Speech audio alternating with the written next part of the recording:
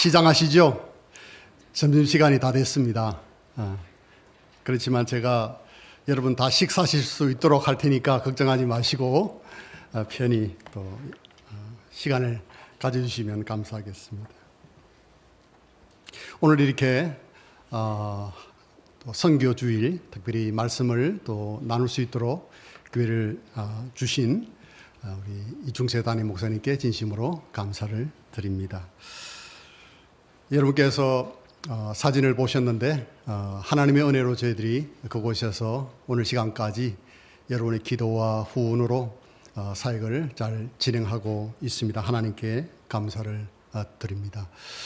어제 제가 저녁 한 10시경에 전화를 받았는데 저희 십빈 교회의 그 고아원 아이들에게 이제 밥을 해주는 자매가 있습니다. 50이 채 안 돼 있는데 자매님께서 제가 있을 때 건강이 안 좋아서 신장이 안 좋아서 어려움이 많이 있었습니다. 근데 어제 주님의 품으로 가셨다는 소식을 전해드렸습니다. 이제 시신이 이제 부패가 빨리 되기 때문에 오늘 오후에 그러니까 2일장으로 해서 오늘 예배 후에 오후에 이제 장례 예배를 치르고 또 제 사역지 뒤에 있는 묘지에다가 이제 묻게 됩니다. 기도해 주시면 감사하겠습니다. 먼저 오늘 시간의 말씀 하나님의 선교라고 하는 제목으로 이사야 6장 1절에서 8절에 있는 말씀을 통해서 하나님의 은혜를 구하고자 합니다. 다 함께 일어나셔서 같이 읽도록 하시죠. 6장 1절에서 8절까지에 있는 말씀이 되겠습니다. 시작. 우시아 왕이 죽던 해에 또한 내가 보니 주께서 높이 들린 왕자에 앉으셨는데 그분의 옷자락은 성전에 가득하고 그것 위에는 서랍들이 저마다 6 날개를 가진 채 서 있더라.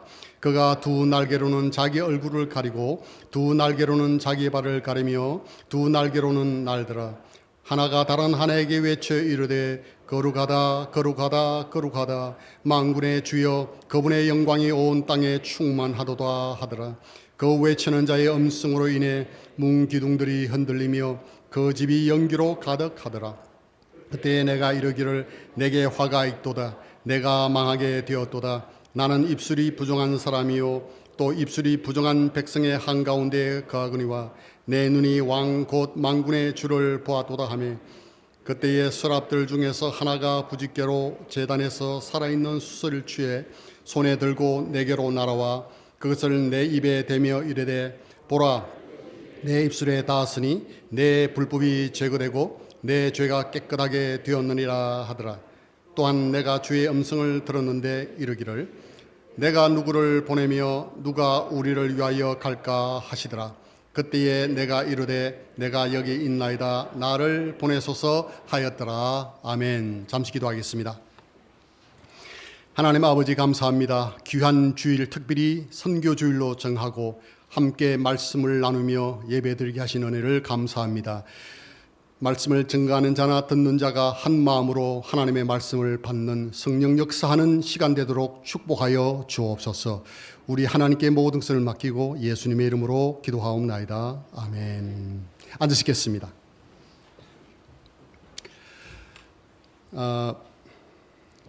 우리 조경선 집사님의 아들, 큰아들이죠. 우리 조지훈 형제님입니다. 우리 지금 태평양 건너 과테말라라고 하는 나라에 가서 지금 삼성 지사에 파견이 되어서 근무 중에 있습니다. 삼성이 그를 보낸 이유는 삼성의 많은 물건들을 잘 팔기 위해서 아마 그를 보냈을 겁니다. 그래서 제가 생각해 보니까 교회용어로 말한다고 하면은 우리 조지훈 형제는 삼성의 선교사입니다. 왜냐하면 보냄을 받았기 때문에 그렇습니다. 회사는 자사의 제품을 판매하기 위해서 막대한 재정을 투자하고 교육을 해서 전 세계의 직원을 파견하고 있습니다. 제가 듣기로는 과테말라는 치안이 불안해서 그 직원들의 차를 모는 기사가 권총을 항상 차고 이렇게 운전을 한다고 합니다. 그런 위험에도 직원들은 그곳에서 그들의 임무를 다하고자 최선을 다하고 있습니다. 물론 직원들은 회사가 그에 상응하는 월급과 대우를 해줍니다. 그래서 가정을 희생하거나 열악한 환경의 나라에서 최선을 다해서 근무를 하는 것입니다. 그러나 그것은 철저하게 일한 만큼 대우를 받는 계약 조건에 근거한 것입니다. 제가 말씀드리고자 하는 것은 하나님의 일과 세상의 일은 조금 다릅니다. 하나님의 일은 받는 원리가 아니라 주는 원리에 근거한 것입니다. 여러분들께서 주님의 복음을 위해서, 주님을 위해서 아침 일찍부터 교회에 나오셔서 봉사하시고, 또 선교사들이 해외에 나가서, 또 주의 종들이 국내 참 개척교회를 하면서 섬기고 있습니다. 왜 믿는 자들이 한 주일에 여러 번 교회에 나와서 예배를 드리며 그 바쁜 시간을 드리고 있습니까? 뿐만 아닙니다. 여러분들이 여러분의 귀한 소득의 11조를 하나님께 드리고, 그리고 선교 헌금을 드리고 각종 헌금을 여러분들께서 드리는 것입니다. 받는 원리가 아닌 것입니다. 주는 원리에 근거한 것입니다. 사실 우리가 핑계를 댄다고 하면 바쁘지 않은 사람이 세상에 어디 있습니까? 할 일들이 많고 가야 할 곳이 많고 만나야 할 사람들이 많습니다. 그럼에도 불구하고 우리는 하나님의 일을 귀하게 여기고 하나님의 집에 나오는 것입니다. 시간 드릴 뿐만 아니고 우리는 우리의 재능, 하나님께서 우리에게 주신 은사를 하나님께 드립니다. 그래서 여러분께서 찬양대로 수고하시고, 그리고 주일학교 교사로 헌신하시고, 그리고 이러한 오케스트라에 헌신을 하시고, 많은 성경 공부를 통해서 여러분들의 자신을 하나님께 드리는 것입니다. 가룟 유다가 말한 것처럼 마리아가 예수님의 발에 향유를 부은 것이 흡이라고 말했는데 그것이 흡입니까? 저는 그렇게 생각하지 않습니다. 여러분들이 하나님께 드리는 것은 흡이라고 말할 수 없죠. 왜냐하면 우리가 하나님께 드릴 수 있는 근거와 이유가 있기 때문인데, 그것이 바로 예수님께서 우리의 구주가 되시고 우리의 모든 죄를 용서해 주시고 우리의 주인이 되셨기 때문에 우리는 이 일을 기쁨으로 자원해서 드린다고 저는 믿습니다. 내 삶의 주인은 예수 그리스도이십니다. 그분의 영광을 위해서 사는 것은 축복이고 드리는 것 또한 축복인 줄로 믿습니다. 드리는 것은 축복입니다.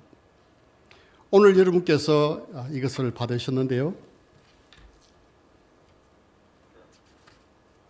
어디 갔나요? 제가 두었는데. 하여튼 있습니다. 하여튼 있어요. 여러분 한번 들어보시죠. 대신 여러분 한번 들어보십시오. 작정 헌금 카드 여러분 다 가지고 계신데 내려주십시오. 한번 흔들어 보세요. 그냥 한번. 좋습니다. 예, 기분이 아주 좋네요. 예. 오늘 여러분들이 받으신 이 선교 헌금 작정 카드가 있습니다. 우리에게 베푸신 복을 생각할 때 참 지난 한 해도 온전히 주의 은혜였습니다. 우리에게 감사의 조건이 있었기 때문에, 그리고 이 은혜의 복음을 들어야 할 영혼들의 구원의 사역을 위해서 우리는 드리는 것입니다.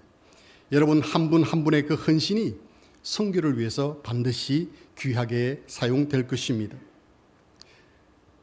한번 생각해 보시기를 바랍니다. 지금부터 70년 전에, 근 70년이죠.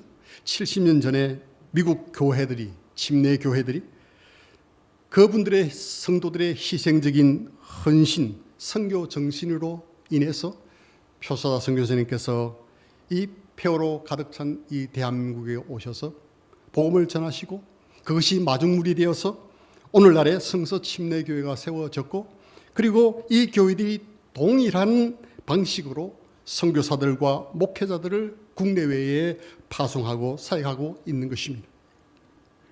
이제 이 일에 여러분들이 미국 교회 성도들이 했던 것과 마찬가지로 빚진 자의 마음으로 물질과 기도를 드림으로써 이 영광스러운 세계 선교의 대열에 참여하고 있는 것입니다.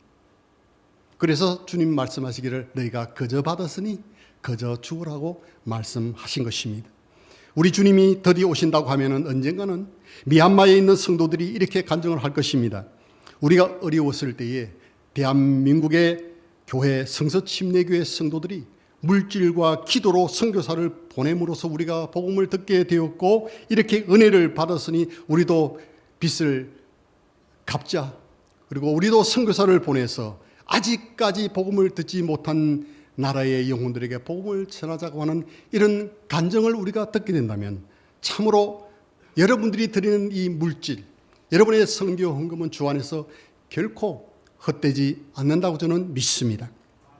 그래서 우리가 이 일 힘들고 사용할 것도 많지만은 참으로 우리의 최선을 다해서 주님께 드리는 것입니다. 여러분께서 돌아가실 때에 다시 한번 말씀을 나누고 그리고 말씀을 생각하면서 조금 작년보다는 올해가 조금 더 업그레이드된 그런 마음으로 조금 더 올려서 여러분의 믿음을 역사하시기를 바랍니다. 여러분의 믿음을 역사하면 하나님께서 여러분들을 통해서 간접적으로 주님의 사역이 세계 선교가 원만하게 이루어지리라고 믿습니다.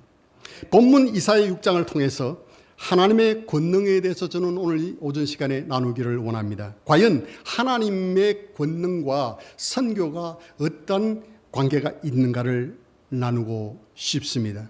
첫 번째로 여러분 그 주부에 나와 있는 것처럼 첫 번째는 보호자의 좌정하신 하나님이 땅끝까지의 하나님이시기 때문에 그렇습니다. 여러분 6장은 이사야의 구원의 체험을 기록한 것이라기보다는 이사야의 사역의 소명장에 가깝다고 볼 수가 있습니다.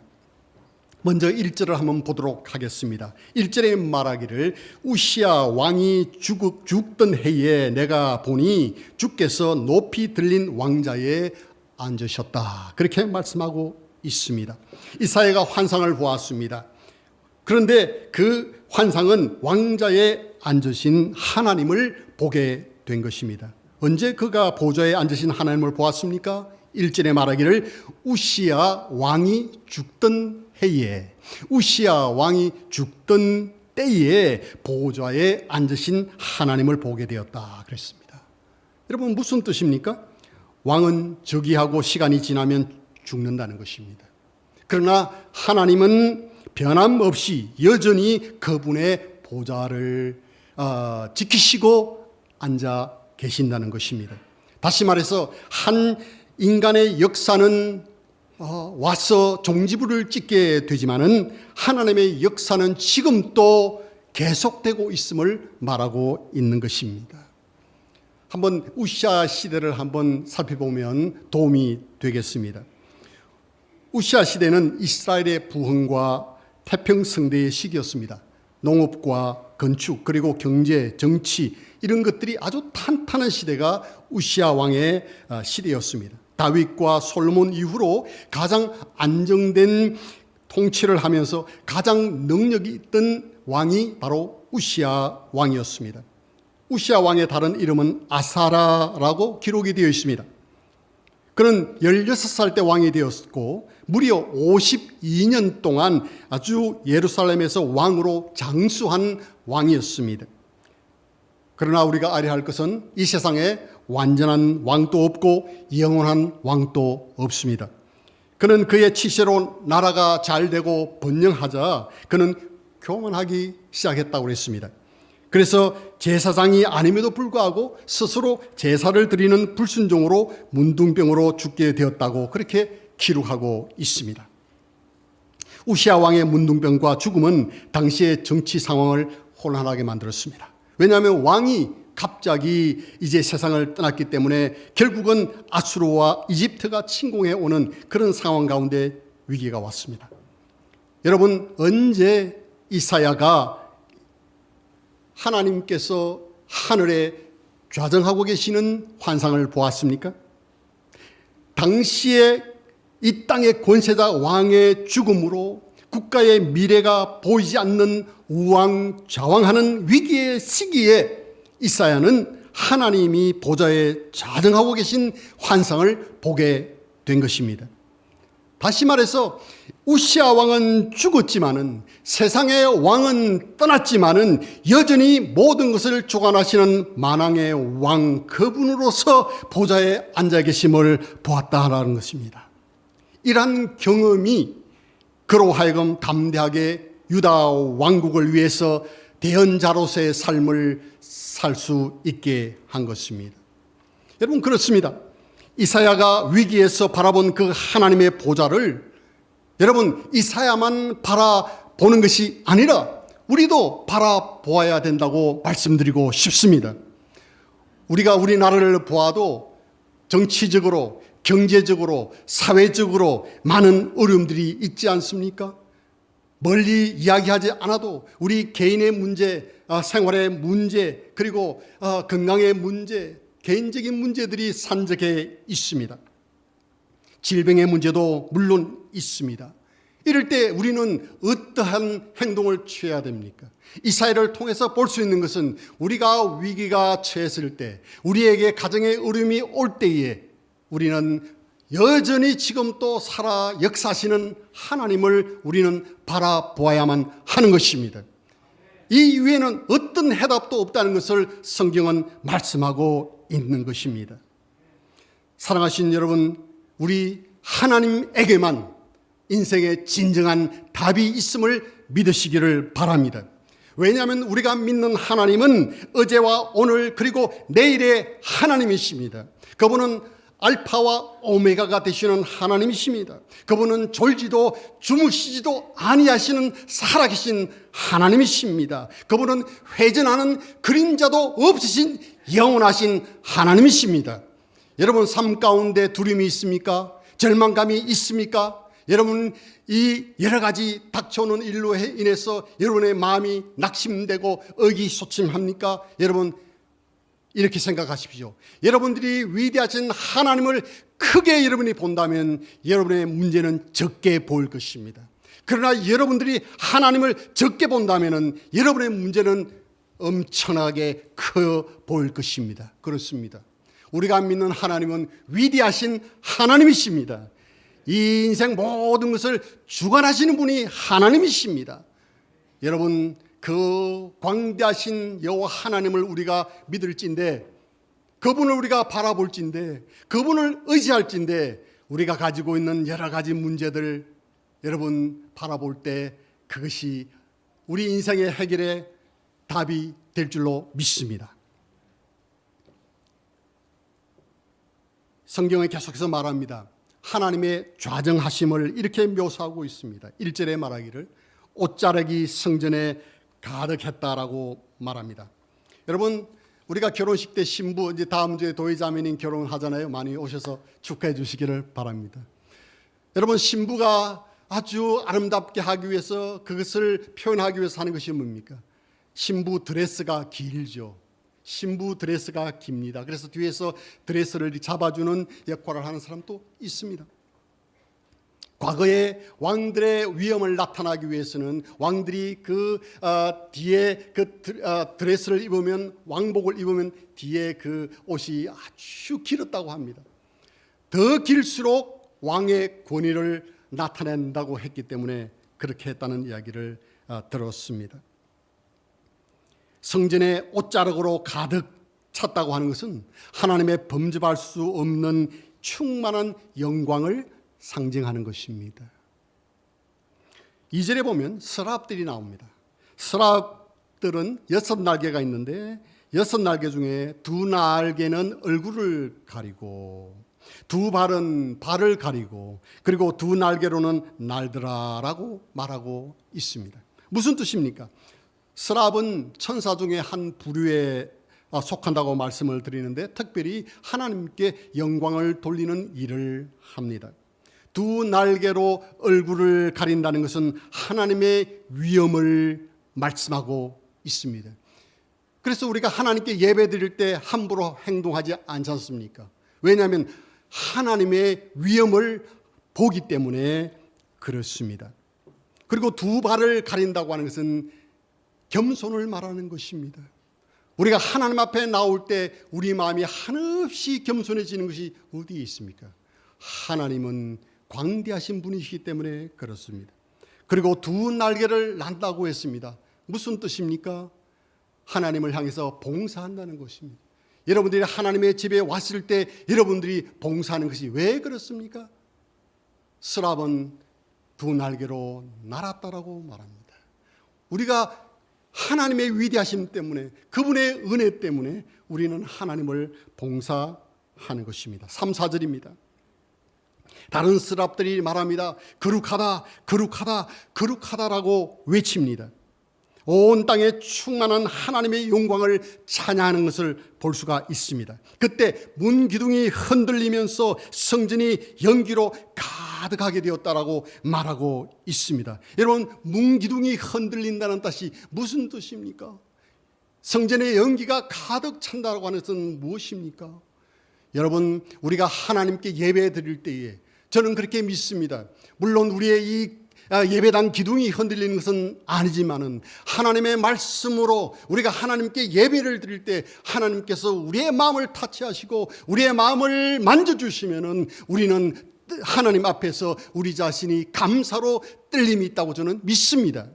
이것이 바로 성경이 우리에게 가르쳐 주는 것 아니겠습니까? 문기둥이 흔들린다. 그렇습니다. 우리의 마음이 흔들리는 것입니다. 우리의 마음에 감동이 있는 것입니다. 우리의 마음에 떨림이 있는 것입니다. 하나님의 영광이 임하면 그런 역사가 있습니다. 모세가 십계명을 받기 위해서 산에 올랐습니다. 그때 6일 동안 연기로 가득하였다. 그리고 그 자유한 것이 하나님의 영광이 나타났다. 그렇게 말하고 있습니다. 솔로몬이 성전을 짓고 난 다음에 모든 기구를 다 넣고 법궤를 안에 넣었을 때 그때 그 성전의 연기가 가득하였다라고 말씀하고 있습니다. 이것은 바로 하나님의 영광이 나타난 것입니다. 사랑하신 여러분, 우리가 하나님 앞에 예배드리고 우리가 찬양하고 드리고 하나님 말씀을 경외할 때 하나님께서 우리의 심령 가운데 이런 놀라운 떨림의 역사, 경험의 역사가 있을 줄로 믿습니다. 이것이 성경이 우리에게 가르쳐주고 있는 진리들입니다. 이 모든 묘사들은 청량할 수 없는 하나님의 영광과 권세를 말하고 있습니다. 제가 말씀드리고 싶은 것은 이러한 하나님의 위대하심, 이 영광, 문 기둥의 이 지방이 흔들리고 구름이 가득한 이 영광, 이것이 저는 우리가 하는 세계 선교의 근거가 된다고 저는 말씀드리고 싶습니다. 왜냐하면 예수님께서 이렇게 말씀하십니다. 하늘과 땅의 모든 권세를 내게 주었다. 예수님이 권세자이십니다. 믿으십니까? 예수님께서 말씀하셨습니다. 하나님께서 권세자이신데 그 하나님께서 내게 권능, 권세를 주었다고 말합니다. 맞습니다. 신약에서는 우리 예수 그리스도가 권세자이십니다. 그분이 주인이십니다. 그분께서 말씀하시기를 권능을, 권세를 내게 주었으므로 그러므로 너희는 가서 모든 민족에게 복음을 전가하라고 말하는 것입니다. 대사가 다른 나라에 가서 일을 할 때 이 대한민국 그리고 대통령의 정권을 가지고 해외에서 일을 하는 것입니다. 그 근거, 그 바탕, 그것이 없으면 대사는 대사가 더 이상 아닌 것입니다. 우리가 해외에 나가서 복음을 전가하고 우리가 참 교회에서 주님을 섬기고 국내 선교를 하고 우리가 영혼을 찾아가고 복음을 전하는 그 근거가 어디에 있습니까? 바로 우리 하나님은 광대하다는 사실입니다. 우리 예수님이 권세자라고 하는 사실입니다. 그렇기 때문에 우리는 대사로서 그리스도 복음을 전하는 대사로서 우리는 이 일을 하는 것입니다. 여러분, 하박국 2장 14절에 말하기를 물들이 바다를 덮음같이 주의 영광을 아는 지식이 땅에 가득하리로다. 얼마나 놀라운 말씀입니까? 물이 바다를 덮음같이 주의 영광을 아는 지식이 가득하리라. 주의 영광, 하나님의 권능, 하나님의 위엄하심을 온 땅이 알아야 된다는 것 아니겠습니까? 이것이 바로 선교의 근거가 되는 것입니다. 그래서 우리는 가는 것입니다. 그래서 여러분들이 하나님께 물질을 드리는 것입니다. 이사야서 45장 22절에 보니까 땅의 모든 끝이여 나를 바라보라. 그리하고 너희는 구원을 받을지어다. 나는 하나님이요 나 외에는 다른 이가 없느니라. 나 외에는 다른 이가 없으니 땅끝 모든 사람들아 나를 앙망하라. 나를 바라보라. 그리고 구원을 받으라 말하고 있는 겁니다. 이것이 바로 우리가 하나님께 성경음을 드리고 우리가 기도하는 이유가 바로 근거가 여기에 있는 것입니다. 우리가 하나님을 바라보면 바라볼수록 그분의 권능을 우리가 체험하면 할수록 우리는 선교사가 될 수밖에 없는 것입니다.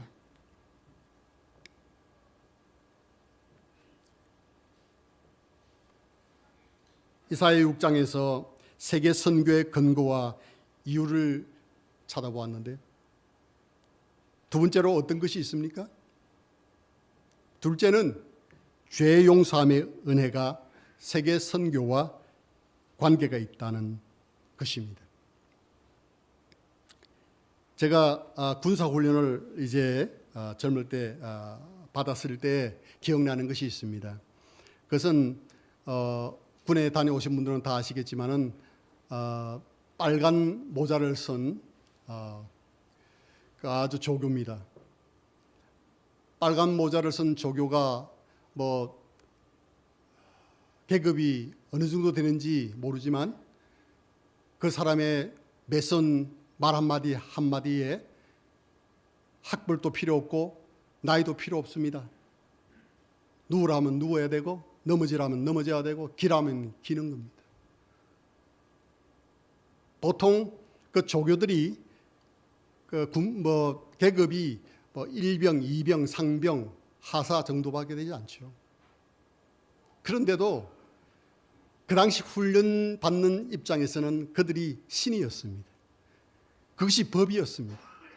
얼마나 무섭고 그 사람 앞에 서면 얼마나 우리 자신이 초라하고 작아지는지 지금도 기억이 생생합니다.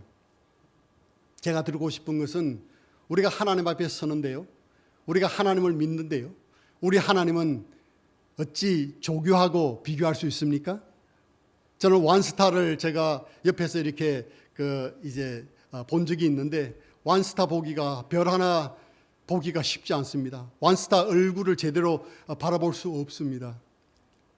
그런데 우리 하나님 어찌 여러분 조교하고 비교할 수 있고 완스타하고 비교할 수 있습니까?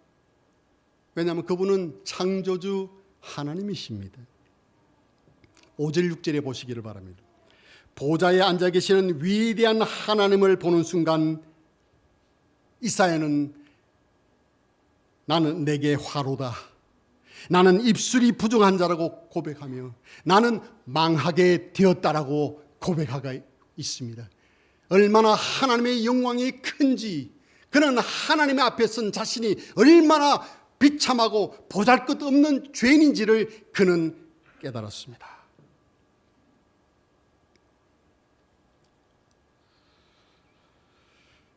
그러고 하나님 앞에 서게 된 것입니다.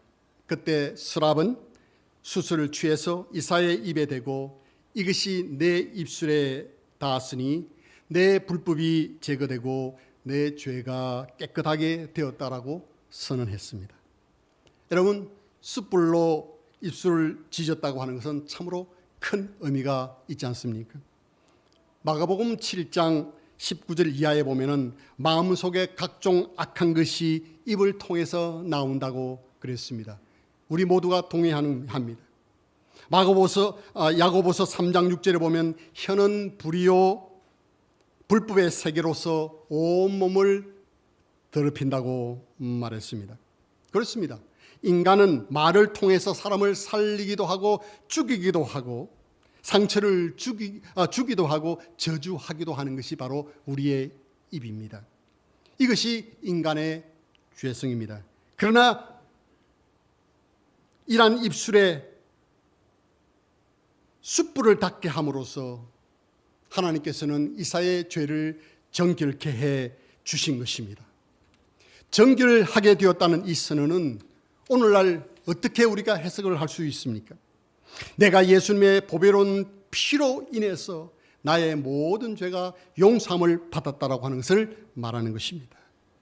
그래서 이제 내 입술을 통해서 예수는 주시오 살아계신 하나님의 아들이라 고백하는 순간에 나는 그리스도 안에서 새로운 피조물이 되고 이전 것은 지나가고 새로운 사람이 되는 것입니다. 입에 하나님께서 우리에게 새 노래를 주시고 사람을 살리는 새 입술을 하나님께서 허락하셨습니다. 제가 웃기는 이야기를 하나 하겠습니다.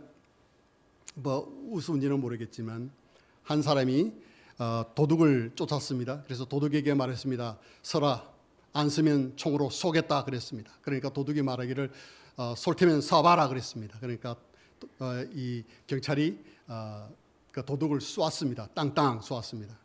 근데 쓰러졌습니다. 근데 그래서 이 경찰이 누워 있는 사람에게 가서 너 죽었지? 그러니까 뭐라고 하느냐면 살았다 그러는 거예요. 어떻게 살았냐? 그러니까 입만 살았다 그러더라고요. 여러분, 하나님께서 우리에게 새 노래를 주셨음을 믿으시기를 바랍니다. 복음 증거하는 새 입술을 우리에게 주셨는데 우리의 입이 아직 죽지 않은 경우가 많이 있습니다. 저는 믿습니다. 최소한 우리가 하나님의 자녀로 거듭나고 새 생명을 가지면 반드시 새 생활을 한다고 저는 믿는 사람입니다. 하나님의 선하고 하나님이 기뻐하시는 것이 무엇인지를 알고 그렇게 살아간다고 저는 믿습니다.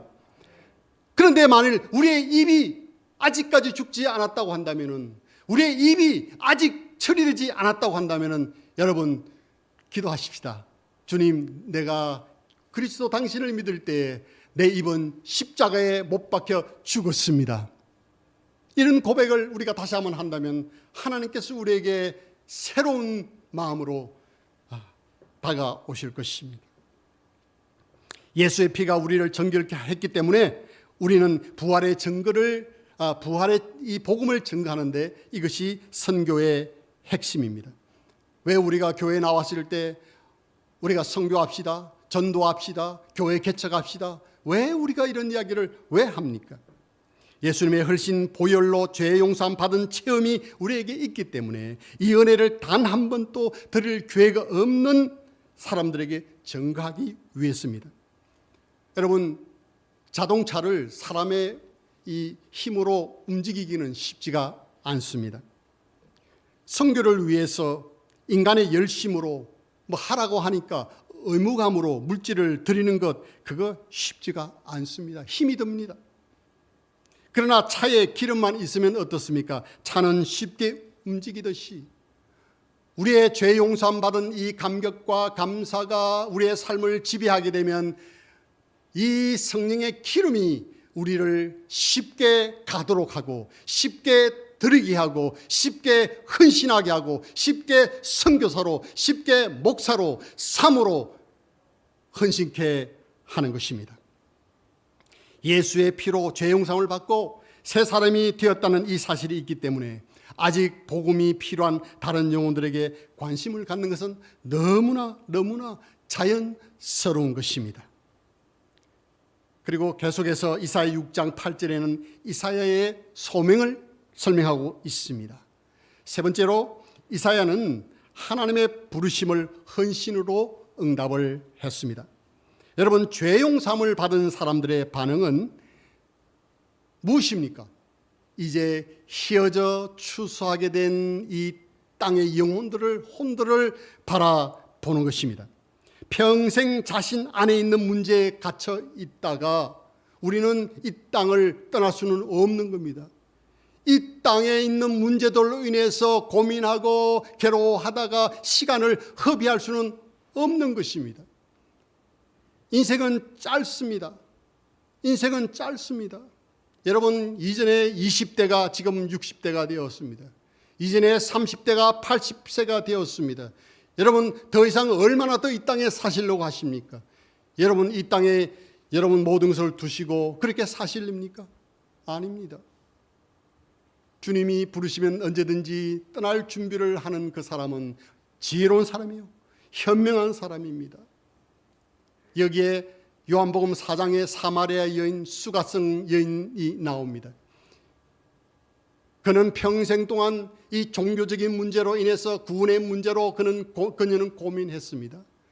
그런데 예수 그리스도를 만나 대화를 하는 중에 이 예수가 참 우리가 기다리던 머사야 그리고 그리스도라고 하는 것을 깨달았을 때 그녀는 물을 떠러왔다가 물동이를 버려두고 동네로 들어가서 내가 만난 이 사람이 진정 그리스도라고 전도했던 것입니다.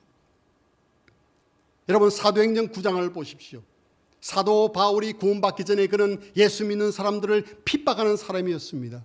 그런데 다메섹 도상에서 예수님을 만납니다. 그때 바울이 예수님께 질문했던 것이 두 가지가 있지 않습니까? 첫 번째가 무엇입니까? 당신은 누구십니까? Who are you? 당신은 누구십니까? 도대체 당신은 누구십니까? 예수님께서 말씀하십니다. 내가 핍박하는 예수라. 그때 두 번째로 사도 바울은 그러면 내가 무엇을 해야 하리까? What must I do? 내가 무엇을 해야 하겠습니까? 그렇습니다. 예수 믿는 사람에게, 거듭난 사람에게는 반드시 있어야 할 것이 무엇입니까? 주님, 나를 구원해 주셨으니 내가 당신을 위해서 해야 할 일이 무엇입니까? 이러한 고백, 이러한 드림, 이러한 헌신, 이러한 결단이 우리에게 모두 있을 줄로 믿습니다. 있어야 하는 것입니다. 제 기억에 47년 전입니다. 47년 전에 울산에 여러분 신생대 그러니까 고대 암각화가 있다는 지역이 있습니다. 그곳이 이름이 언양 방구대라고 하는 지역입니다. 그 언양 방구대에 제가 47년 전에 이제 그곳에서 텐트 집회를 청년 집회에 제가 참석을 했습니다. 젊은 청년으로서 제가 그곳에 참여를 했습니다. 큰 텐트를 치고 그곳에서 집회를 3박 4일 동안 했습니다. 하루 저녁에 선교사님께서 미국에서 오신 선교사님께서 설교를 하셨습니다. 그때 그 선교사님께서 선택하신 본문이 바로 이사야서 6장 1절에서 8절의 말씀입니다. 그분께서 그렇게 말씀했습니다. Who will go for us? 누가 우리를 위해서 갈 것인가라고 하나님께서 오늘 시간에 우리에게 말씀하고 있습니다. 저는 그것을 하나님의 말씀으로 받아들였습니다. 저는 액면 그대로 하나님께서 저를 부르신다고 믿었습니다. 누가 나를 위하여 갈 거라고 할 때 저는 다른 것 생각하지 못했습니다. 하지 않았습니다. 하나님, 제가 여기 있습니다. 하나님, 내가 여기 있사오니 나를 보내주십시오. 나를 받아주십시오.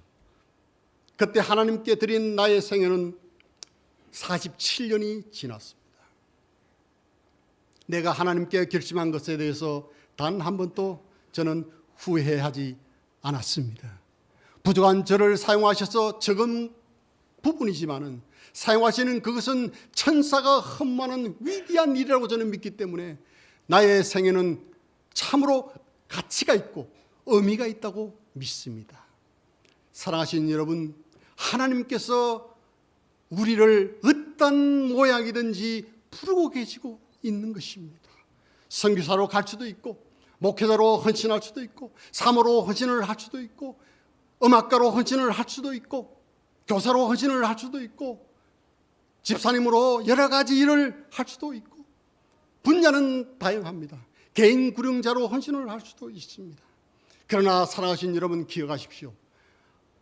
하나님이 위대하시다는 것과 그리고 그 하나님 예수 그리스도 그분을 통해서 내 죄가 용서함 받았다는 사실과 내가 새롭게 되었다는 것과 새 생명을 가지게 되었다는 것, 이것 때문에 언제든지 주님께서 누가 나를 위하여 갈고 하면 우리는 당연하게 마땅히 주여 내가 여기 있습니다. 나를 보내십시오라고 하는 그런 고백이 결단이 있어야 된다고 저는 믿습니다. 하나님께서 우리를 찾고 계십니다. 제가 페이지 수가 지났어요. 여기네요.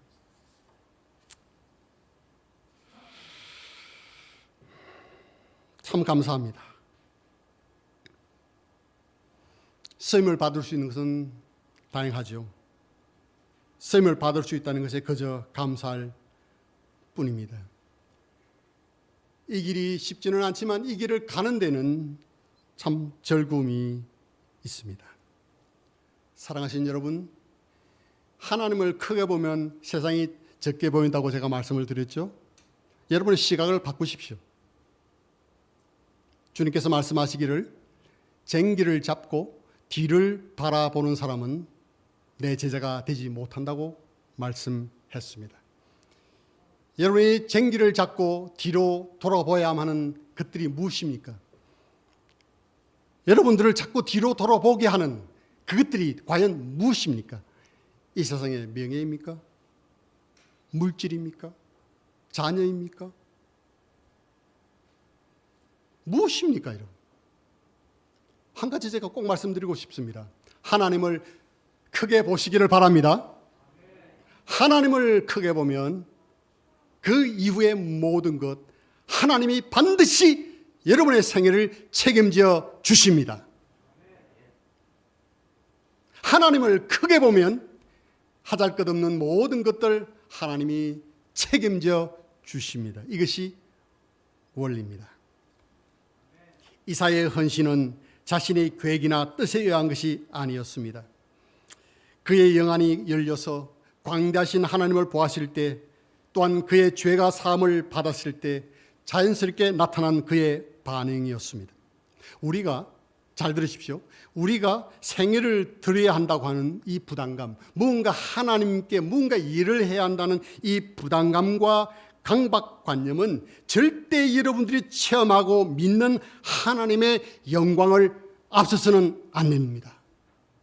여러분들이 무언가 헌신하고자 하는 무언가 부담감이 하나님을 만남으로 여러분이 체험하는 영광을 앞서지 말라는 것입니다. 그러나 하나님을 만난 그 감격과 그 체험과 그 영광이 여러분을 앞서면 여러분들이 주님을 위해서 드리고 주님을 위해서 헌신하고 봉사하고 드리는 것이 그 멍에가 쉬워질 줄로 믿습니다.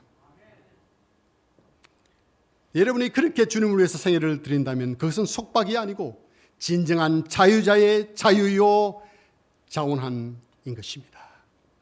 이렇게 하나님은 오늘 또 자원하는 여러분들을 부르십니다. 하나님께서는 오늘 사명자를 찾고 계십니다. 이 미션이라고 하는 것이 사명 아닙니까? 해야 할 일이거든요. 그래서 미셔너리 하면 사명이 있는 사람입니다. 이게 사명이 있어서 보냄을 받는 사람이 미셔너리 선교사입니다. 나만 선교사입니까? 여러분들도 하나님께서 개개인에게 미션을 주셨습니다. 아멘. 그 미션을 따라서 여러분이 순종하면 국내에서도 여러분은 하나님의 선교사가 되시는 것입니다. 여러분의 몸을 하나님이 기뻐하는 산제사로 드리시기를 바랍니다. 하나님께서 개개인에게 무엇으로 부르시든지 순종하도록 하십니다. 우리 마음 가운데 오늘 이렇게 다짐하십시다. 그것이 어떠한 것이든지 어떤 모양이든지 여러분, 하나님이여 내가 여기 있사오니 나를 보내어 주십시오. 혹시 젊은 사람들 가운데 여러분의 생애를 주님께 드리기를 원하지만은 여러 가지 일로 인해서 머뭇거리시는 분이 있습니까? 여러분께서는 하나님의 신실함을 믿으셔야 합니다. 왜 여러분이 믿지 못하십니까? 여러분이 쟁기를 잡고 뒤를 돌아보면 하나님의 제자가 되지 못합니다. 여러분, 하나님의 신실함과 인도하심과 위대하심을 믿으시고 여러분이 여러분의 생애를 드리고 헌신하고 하나님께 나온다면 하나님께서 여러분을 통해서 반드시 하나님 그분이 영광을 받으실 것입니다. 지금 한 사람을 찾고 있습니다. 여러분, 이 세상을 한 사람이 바꾼다는 이 사실을 아십니까? 예수님을 통해서 수억의 영혼들이 구원을 받고 하나님의 자녀가 되었습니다. 사도 바울의 그 선교의 희생을 통해서 오늘날 우리가 이 복음을 듣고 있습니다. 여러분 한 분이 중요한 것입니다. 오늘 이 말씀에 주님, 내가 여기 있습니다.